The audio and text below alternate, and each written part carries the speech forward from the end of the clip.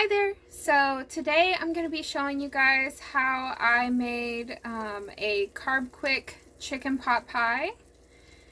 And it's fairly simple. There's a few ingredients needed. Let me turn this down. So obviously I need the Carbquik baking mix.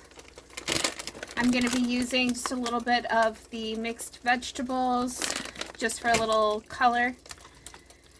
Some chicken bone broth. You can also just use regular chicken broth. Heavy whipping cream. I have some pulled white meat chicken from a rotisserie. So this is a great recipe to use up the rest of your rotisserie chicken. And then I've just got some poultry seasoning, some of the Kinder's roast chicken seasoning, and some rosemary. So the first thing I'm going to do is get some butter melted, and then I'm going to make a roux with the Carbquik mix. Alright, and then once you've added the Carbquik to your butter, then you're just going to start adding some of the other ingredients. I'm going to go ahead and start with the chicken bone broth, and then I'm going to mix in the chicken and the veggies. Alright, so I've added the chicken and then about a half a bag of the mixed veggies. You can do more or less of that if you want. You can also choose different types of veggies. If you want to go, more strict low carb, you can do maybe just like all green beans and maybe cauliflower or something. But I just added this because it's relatively low carb still, and it just adds a little bit of something. So once I got the chicken and the veggies in there, then I went ahead and added some of my seasonings. I went the most heavy-handed with the poultry seasoning, but I just kind of eyeballed it, and you can kind of get a feel by like how it smells to see how much you need or don't need. And then I added a little bit of black pepper and salt to taste.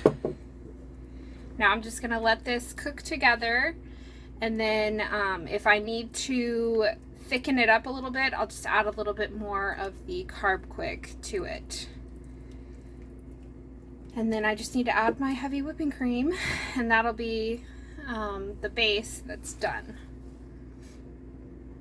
Alright, and then I did end up adding a little bit more Carbquik just to help it thicken up a little bit. I've got it cooking on high, stirring constantly. And then I'm just going to add just a little bit of the heavy whipping cream just to give it more of a creamy texture. Alright, and I have added just a little bit of the heavy whipping cream, probably not more than like a third of a cup. And I'm just letting it kind of cook on high for a little bit just to thicken it up a little. And then I'll be pouring that right into my baking dish. And the final step is just to make the Carbquik biscuit for the topping. Okay, and then once it's thickened up enough where you can pick it up on the spoon and it stays on the spoon, and it's obviously way thicker than a soup, then you can go ahead and transfer it into your baking dish. And then, like I said, I'm just going to follow the recipe for the Carbquik biscuits, and that's going to be my topping. Alright, so I made some of the Carbquik biscuit mix. I'm just going to top this with it and just like spread it out as evenly as possible. I forgot to mention, in your baking dish, you definitely want to leave a little bit of space for the biscuit mix. Alright, and then you're just going to pop this in the oven once it's pretty much all covered on the top. It doesn't have to be exact, but I do try to make sure majority of it is covered with the biscuit mix. Alright, so here is the final product. And I will cut a piece so you can kind of get a cross section. right, and then this is the final plated product. Super quick, easy to make, and very budget friendly, so I definitely recommend it. And if you guys end up trying this, definitely comment down below and let me know your thoughts. And as always, guys, thank you so much for watching, and please be sure to like, share, comment, and subscribe if you enjoy my content, and make sure to hit the bell notification so you are notified whenever I upload more videos just like these.